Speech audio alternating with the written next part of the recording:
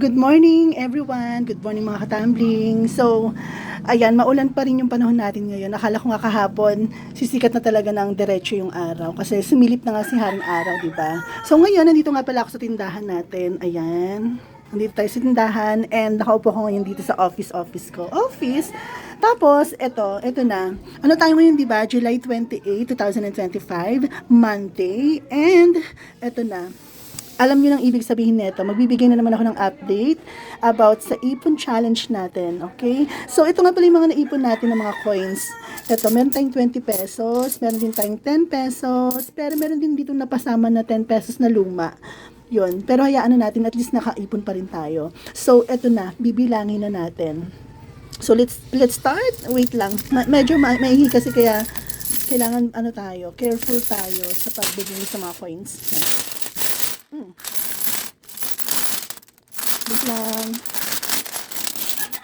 So again, ito po yung ipon natin for the month of July. Yan.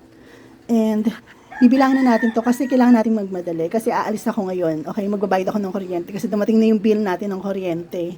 Tapos, hindi ko na ipapakita sa inyo kung paano ko siya bilangin, pero i-organize ko na kaagad para mabilis tayong matapos sa pag-video. Kasi kapag pinakita ko pa kung paano ko siya binibilang, matatagalan talaga tayo. Kasi time consuming talaga yung pagbibilang ng mga coins, lalo na kapag maraming coins. So, ito yung ipon natin for the month of July. Okay? So, ayan, ganito tayo magbilang. Yan. Kukuha tayo ng 10 pieces. Yan, 10 pieces. Ilan na ba ito? 2, 4, 5, 6, 7, 8, 9, 10. So, itong 10 pieces na to, 200 pesos na to. Kaya ganito siya. Yan. So, itong buong ano na yan, 1,000 pesos na yan. Kasi nga, tagto 200 pesos to. Ayan, ganyan tayo magbilang ng mga coins. So, hilera lang niya ng ganyan. So, idedire-diretso lang natin yung pagbibilang natin. Tapos, ganito, para makabuo tayo ng 1,000 pesos. Ayan, bilangin na natin. So, yung isang ganito, 1,000 pesos po yan. Yan. So, 1, 2, 3, 4,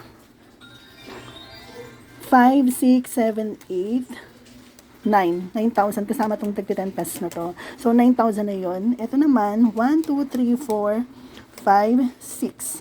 600. Tapos, meron pa tayong butan na 30 pesos. So, ang naipon natin for the month of July ay 9,630 pesos. Hindi ko masulat. Yan, 9,630 pesos po yung naipon natin for the month of July. And, eto, ilalagay natin lahat to sa bangko natin. Kasi nga, sabi ko nga sa inyo, mas safe at saka protected yung savings natin pag nilagay natin sa bangko. Yan. Tapos, mamaya, iaano natin to. Lalagyan natin ng tape, ganito. Nawawala kasi yung tape ko, hindi ko alam kung saan napunta yung tape ko. Pero ito siguro gagamitin ko. Pero try ko rin hanapin yung tape na to, yung ganito, yung clear, yung transparent. Kasi mas maganda yung tape na transparent. Mas makikita mo kasi yung mga coins. Diba? Kasi pag ganito yung ginamit mo, hindi mo makikita yung coins eh. So, ayun yung gagamitin natin. So, ito na mga katambling yung mga coins natin. Lahat po ng coins natin, nilagyan ko na po ng tape. Ayan, bawat isang ganito po, 200 pesos po yan. Tapos, lahat to, ilalagay muna natin dito sa container natin, kasi hindi pa naman natin gagastusin yan eh, hindi pa naman natin gagalawin yan. And kung makikita nyo rin po, meron po tayo ditong 200 pesos. Kasi, kung matatandaan nyo po, diba, meron din akong isang version ng ipon challenge ko, yung 100 pesos everyday, diba? So, tinutuloy ko pa rin yun, hinulug-hulugan ko pa rin po yun araw-araw ng 100 pesos. So, lahat po ng mga nakikita nyo, mga coins, yan, mga coins na ganyan na ina-upload ko po sa page ko, lahat po yun ay isang parte lang po ng mga iniipon ko. So, ano pang hinihintay nyo mga katambling?